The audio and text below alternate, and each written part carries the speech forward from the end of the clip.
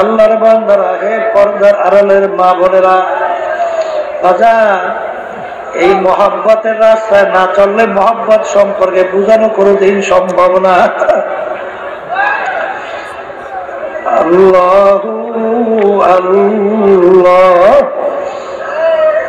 গোপ্তেলারা খলিফা কাতুই কিস্তু মজনু শোধ পারে শাওয়াগাবি আসদিগার কো বাদু আবুজুনিস্তি গফতে খামুর তুচু মজনু নিস্তি দিলে মজনু अगर बोदे तोरा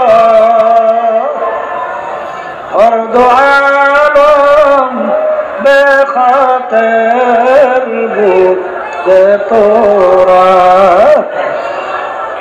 আল্লাহর বান্দারা আশিক ছাড়া কোনোদিন বোঝানো যাবে না। আল্লাহ আল্লাহ। বাজার লায়লাকে জিজ্ঞাসা করে, তুমি কি সেই লায়লা যার মহব্বতের কারণে সবকিছু মজদু বাদ দিল? আমি তো সেই লায়লা। সেই লায়লার মহব্বতের কারণে সব বাদল সেই লাই, তুমি এমন তো বড় সুন্দরী না। বলে, তুমি তো আর মজনু না।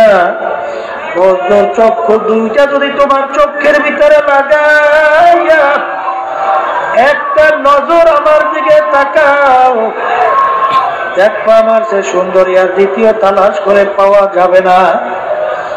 আল্লাহর বান্দারা, পর্দা আলে মা বোনেরা, আমার মাওলার নামের ভিতরে কি মজা! মালিকের আশিক, মালিকের পাগল ছাড়া কাউকে বুঝানো যাবে না। এক আল্লাহর বান্দা বলে,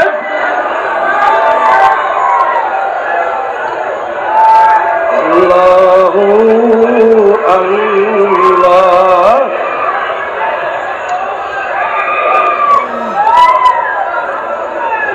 এক আল্লাহর বান্দা বলে, হার তামান্না दिल से रुखसात हो गई,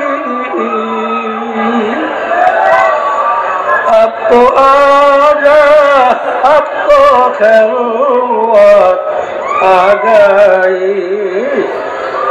আল্লাহ, তুমি একটু আমার কলমের দিকে তাকাইয়া দেখো। এখন আমার কলমের ভিতরে আমার পীরগিরি নাই, আমার মুক্তিগিরি নাই, আমার টাকার গরম নাই, আমার সম্মানের কোনো গরম নাই, মালিক আমার বংশের কোনো গরম নাই, সৌন্দর্যের কোনো গরম নাই। তুমি একটু তাকাইয়া দেখো। সমস্ত গায়রুল্লাহ আমার দিলের থেকে, কলম থেকে ফলাইয়া দিবে। হে মালিক, তুমি একটু আমার কলমের ভিতরে আসো।